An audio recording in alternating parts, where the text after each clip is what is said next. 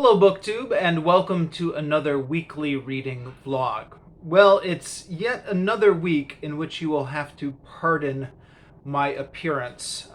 Still have my COVID lockdown hair here.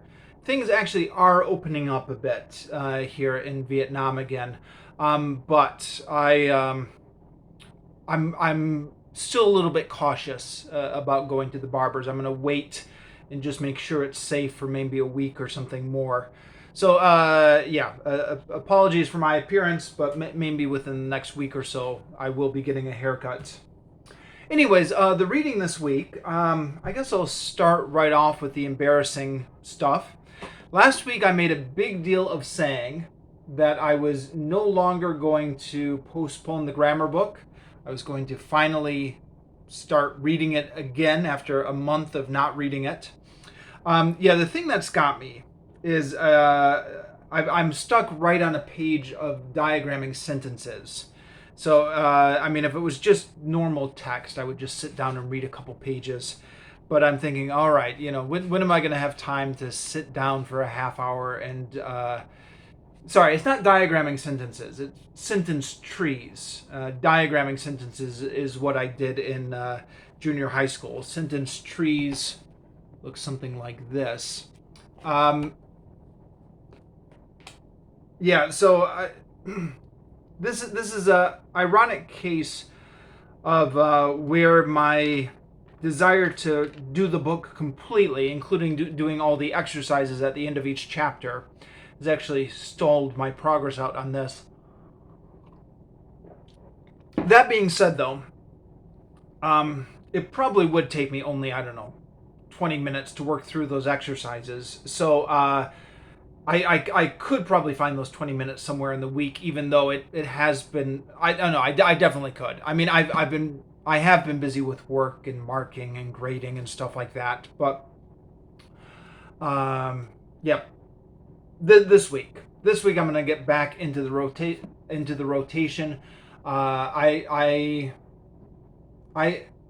As you can probably tell, I'm a little burnt out right now with work related stuff, and this is qualifies as work related, even though nobody at my work is making me do this, but just ongoing professional development.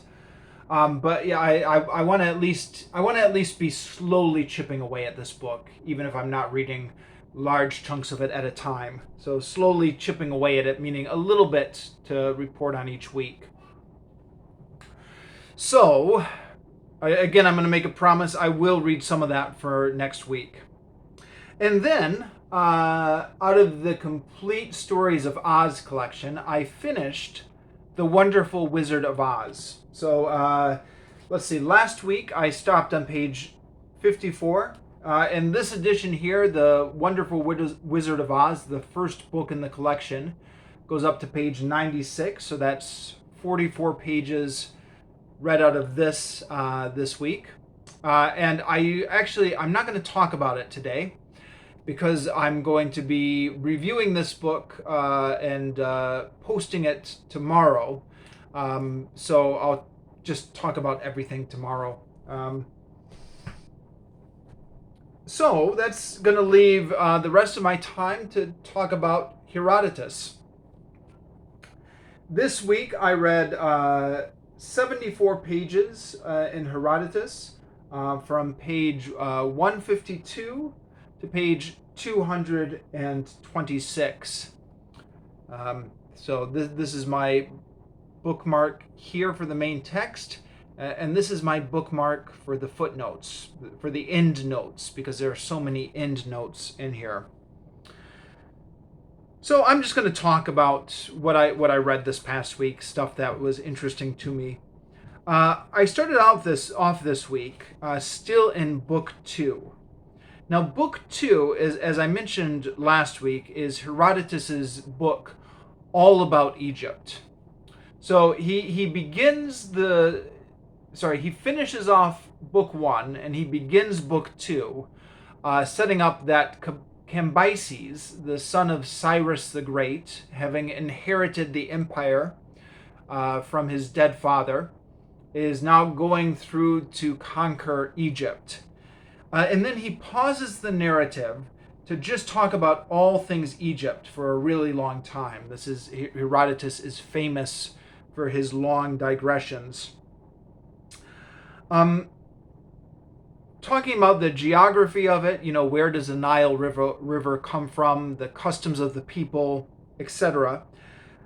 The tail end of chapter 2, though, of book 2, which is what I read this week, he's getting back to the historical narrative, and he's recounting the stories of the Egyptian pharaohs with stories that are so obviously not historical that like I don't have a degree in Egyptology or anything. I haven't compared the ancient sources, but you can just tell reading this that these are folk tales. This is not history. This is folk tales. So that's that's part of the appeal of a book like this. Is you think maybe you're getting a dry history book, and instead you're just getting a folktale collection.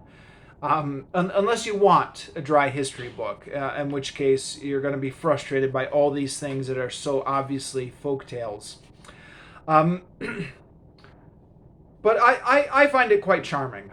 Now, I have been making slow progress on this book, because there's a lot of names and places to keep track of, and a lot of end notes. So I'm constantly, Tom Holland just overloads this thing with end notes, which is something that I found annoying at first, but I'm warming up to. It's annoying to always flip to the back, but I'm beginning to enjoy his voice and his commentary throughout this book. I wish he would have integrated the footnotes like at the bottom of the page instead of always sending me to the back, but now that I've got 2 bookmarks going, it's not that bad. There's also a lot of maps. So there are maps in the back. So there's usually I try and struggle through without locating a place on the map. Like, I think to myself, okay, I know that they're launching an expedition against this city. I don't really need to know where this city is to follow the story, do I? But then some of the time, you actually do want to figure out where this is on a map, because it's talking about, you want to find out how close it is to other places, etc. So there are like 9 maps in the back. But to find the particular city you're looking for, you first want to go to the map index, which is, where is that? There's a glossary index, there's the footnotes, there's the maps, and then the maps index is somewhere in here. Finding what you're looking for in the back of the book. Yeah. So the map index is after the maps. So, between all that fumbling around, it can be slow going at times. But if you're willing to just kind of stop and flip to the back and figure out, okay, where is this place? Who are these people? Etc. It's not a particularly cognitively challenging story. You just have to keep straight where the maps are. But the storyline itself is pretty simple. It's not like struggling through James Joyce or anything like that, is what I'm saying. Anyways, that little note about the reading experience out of the way, I'm just going to recount some of the stories I read this week. So at page 52, which was where I started the week, he was talking about an Egyptian pharaoh, Pharaohs, P.H.E.R.O.S. So he got struck blind by the gods. Apparently the Nile River was flooding. The wind was making the water choppy.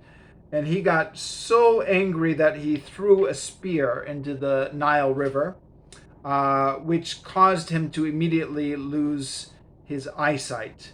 Actually, I don't think it says it was by the gods, but it's implied. So he goes to an oracle after 10 years. After 10 years, an oracle comes to him and says, "You have been punished long enough.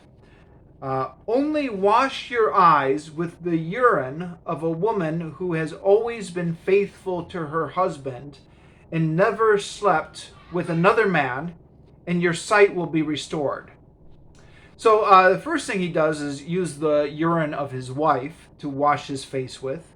Sorry, was it wash his face or wash his eyes? Yeah, wash his eyes with. And that doesn't work.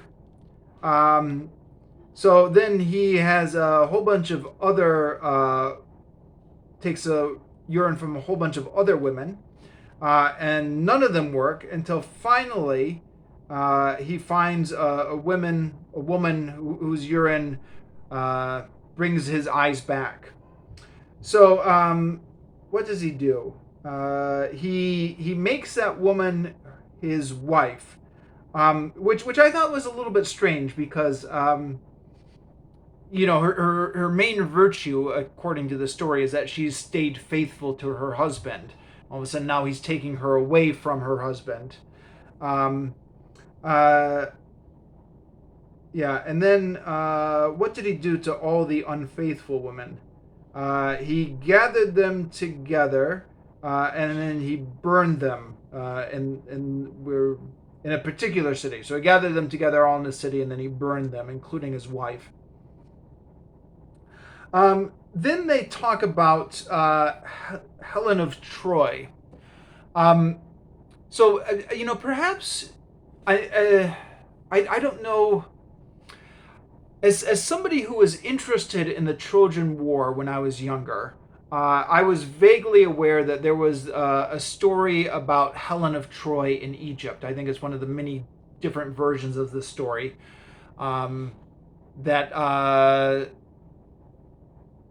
The real Helen of Troy was kept in Egypt, and it was like a phantom Helen of Troy that went to Paris. That went with Paris to Troy. I don't think that's the most common version of that story, but I think it's one of the alternate versions.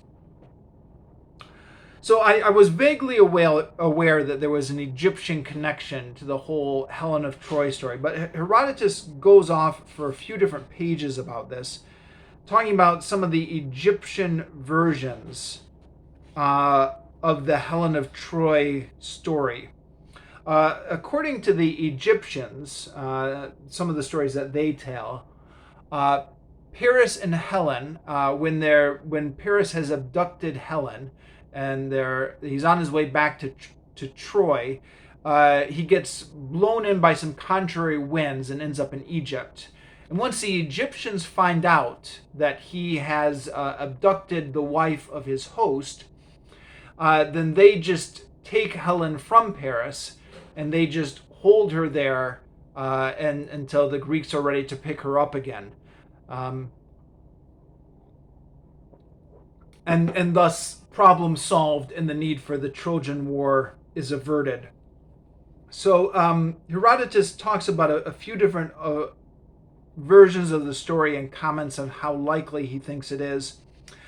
Tom Holland, in his endnotes, notes that Herodotus is mucking up the chronology here, because the Trojan War, if it did occur, was far enough back in history that it would have been before all of these different pharaohs he had been talking about, who are apparently people that we know from other sources or other historical evidence.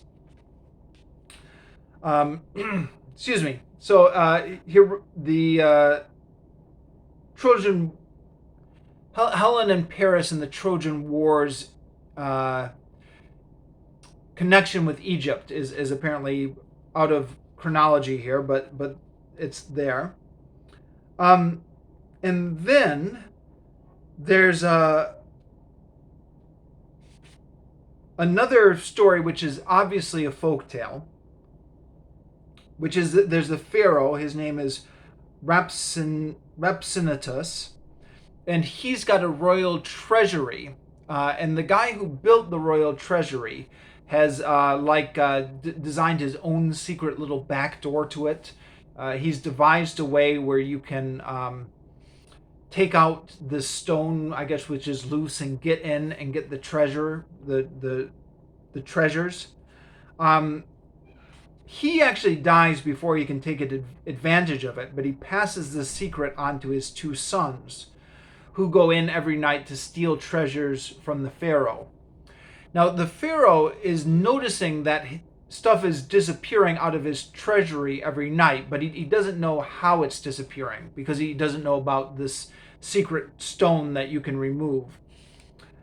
So he ends up setting a trap, some snares in there, and then they come into the chamber, and one of them gets caught in the trap, and it doesn't really say what kind of a trap it is, but he can't get out of it. So he says to his brother, okay, well, I'm done for. So you may as well just kill me, and you should cut off my head, because if they recognize who I am, then they will know that you and I are brothers, and then they will catch you as well. So he does that. He cuts off the head of his brother. So then the Pharaoh comes in, and he has this headless corpse, and he doesn't know who it is.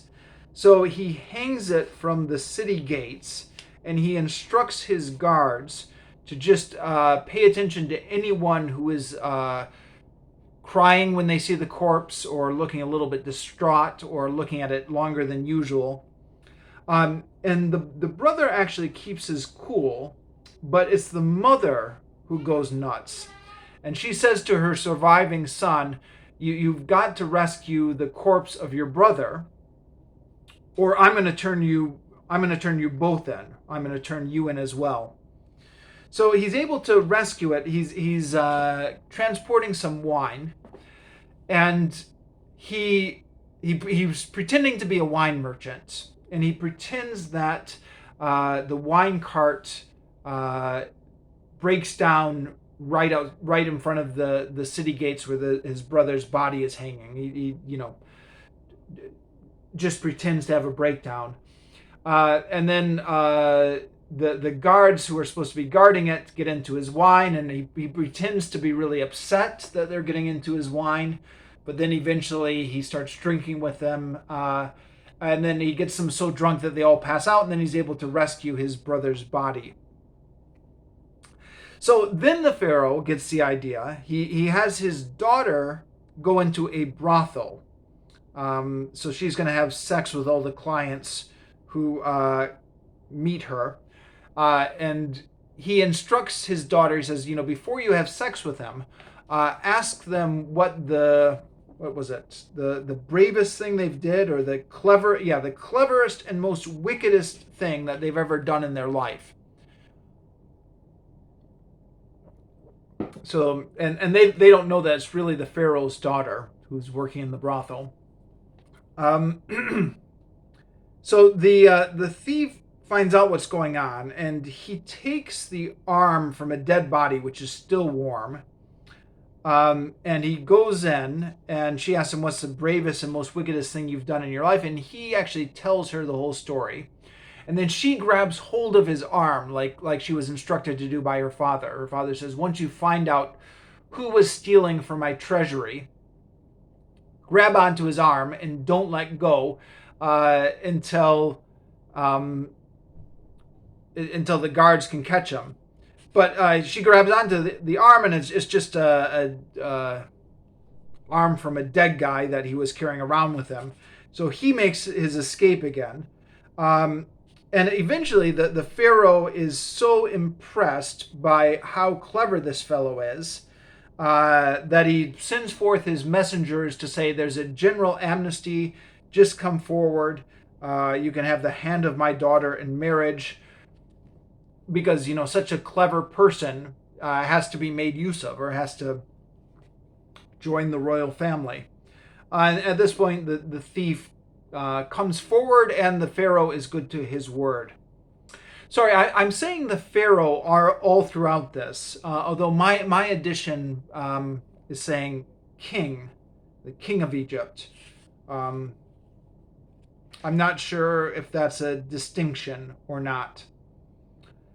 Um, so yeah, those kind of things, those stories that are obviously folklore, which are here as history, but which are fun to read anyways, go on for a bit more.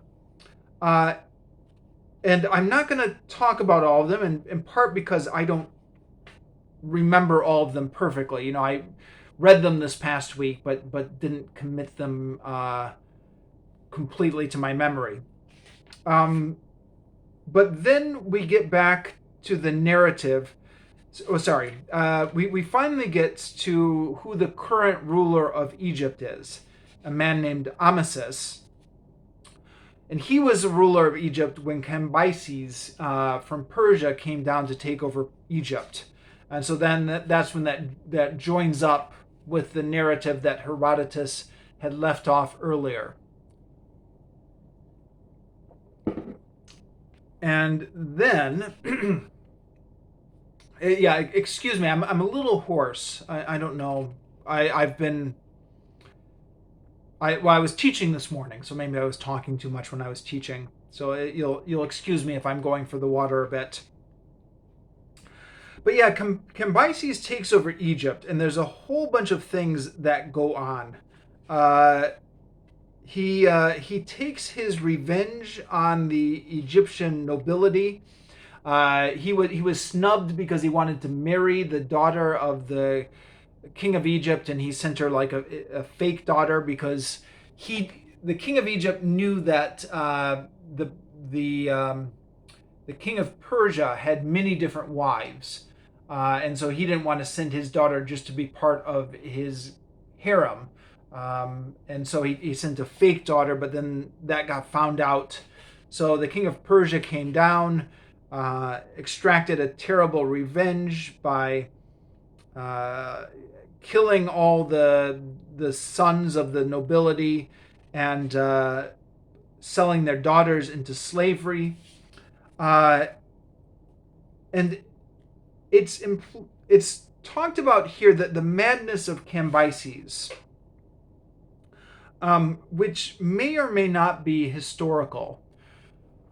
And this is where this book actually combines well with the podcasts I'm currently listening to, which is The King of Kings by Dan Carlin, part of his Hardcore History series. But he does a series on the Persian Empire, which is called King of Kings, which is largely based off Herodotus.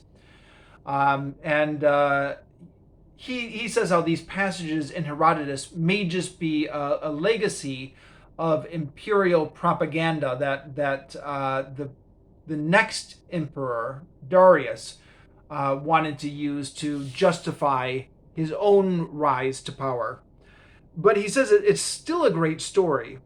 And he says it's no wonder that Herodotus couldn't resist this story about the madness of Cambyses. So he just goes completely mad, and he does all the mad emperor things. He sends an expedition against the Ethiopians, but he forgets to provision them. So his men essentially starve out in the desert. And then he sends another expedition against another place. What was the name of that other place? This was actually one of the places I didn't look up on the map, even though I should have, but I just figured it was somewhere. Ammonian. So Ammon and the people who live there are Ammonians, some sort of oasis in the desert. And apparently they just got buried by a sandstorm and were never heard from again. Tom Holland, in his endnotes at the back, says, okay, you can see why maybe this was religious propaganda that the priests of Ammon made up. But he says it could also be true, because he said that those sandstorms do sometimes bury travelers. He says it's happened. It's been documented in more modern times. Um, so he's really upset that all his military expeditions are not going well. Uh, Also, he's just getting really paranoid. He gets this dream that his brother is going to take the throne from him. What was his brother's name? Uh, yeah, his brother's name was Dan Carlin. In his podcast said that he actually goes by a couple of different historical names, but the name here in this translation is Smerdis. Gets a dream that his brother Smerdis, that Smerdis is going to take the throne from him. So he has one of his trusted advisors go and kill his brother Smerdis, but keeps it a secret that he's killed his brother. He also is married to his sister, which, again, if you're familiar with ancient history, you know that was not uncommon in ancient history for some of these dynasties to do as a way to keep power in the family. Herodotus says that up until this time it had not been custom for the Persians to do that, but Cambyses just really fell in love with his sister. So apparently he asked his advisors or his priests if they could give him like a oracle saying that he had to marry his sister, so he would have an excuse for doing something untraditional like that. And they said, well, we actually can't seem to get any signs from the god that you're supposed to marry your sister. But we do know that there is a law that the king gets to do whatever he wants to do. So by that law, if you want to marry your sister, then I guess you need to do it. But then he falls out of love with his sister. And then he loses his temper with her when she's crying over the death of their brother, and beats her until she miscarriages and then dies from the miscarriage. She was pregnant with their child. Tom Holland in the endnotes makes an interesting connection, which I would have missed or would have forgotten about. Saying this is also the story of Nero and his wife, how apparently his wife died as he beat her so hard that she miscarried and then died from that, which was a story I actually remembered once Tom Holland had said that, although I wouldn't have made that connection. But you couldn't possibly say Herodotus was copying from that, huh? Because none of that had happened yet when he was writing.